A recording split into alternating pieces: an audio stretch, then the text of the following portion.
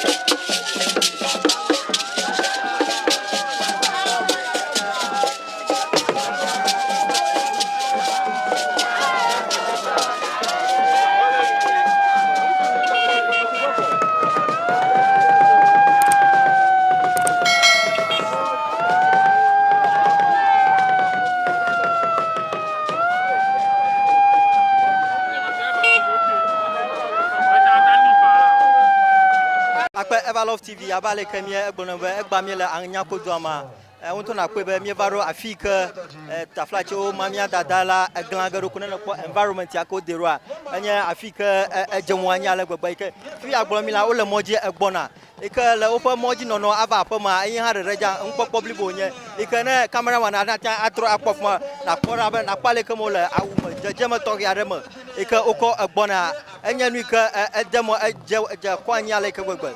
As we are talking now, it is one of the a busy schedule for the people in this very town, whereby everybody has to be here this evening. I'm a shama, Eka Adugo Chopapa Anofia, like Bapanka Kamaka, and young Uto Yareka, Ajim Lafiaka, Nemia Aqua, Napoba, I'm a shama.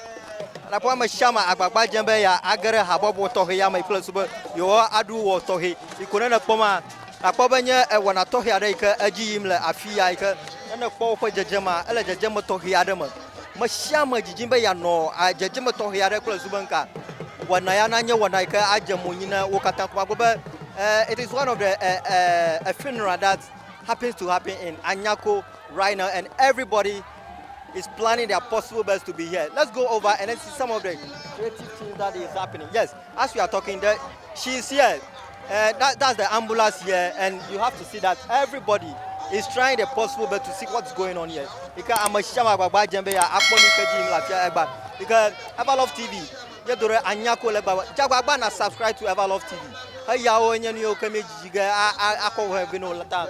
Subscribe to our channel. Let's go over. Ne nya akokora ba. Like ya bro egba nya nka wenye no jijiga le egba ponke kamana na. Egba mi ho chili mama egba ta mi adun na ke. Ni ka kong mom lo ai ni. Enye kong ka we na ata akan. Yiba buto wo ga cho za ka kan na ke mi aw kong mom lo. Aw kong. Ka he ya fifla fia ameyo ko mo la awu mo de fika oyina. Me o kala ma fia o ina ndang papa fia. Ita no nya ba fwa ko mo fia mara ka makpo mo agara to mo na nya ba na la uma. Ta fifla fia wo fufu ga zama. Bula ji za ma mi adun na ke. Okay. Ika me da ko no bane do jana mla egba panga kam. Akpe. Kwa emane gbona ebe egba efianya obopo bulboye anyi no gele efianya ike to bobo opupo ga manya mashame afuma igo ame yo kala habobo mo ma wa je born of man na makin na awumolo nwo mo pomo na rafo on to ko ba le mo lefia Everlove TV Francis Everlove Tay afopa ha nya madu ta aje man of ya ne plus o maka ba hu shan wa kovina na do fo kwa matenga gagara domo na ma na do gwa matenga gagara domo ale ka komi ajagbagba nshian na abanamia yeta komi eva fia ma adawu mako gara afuma na ma do nshian kovina mi afisha finala na kwe mi akponu okaji gala afumara akwe.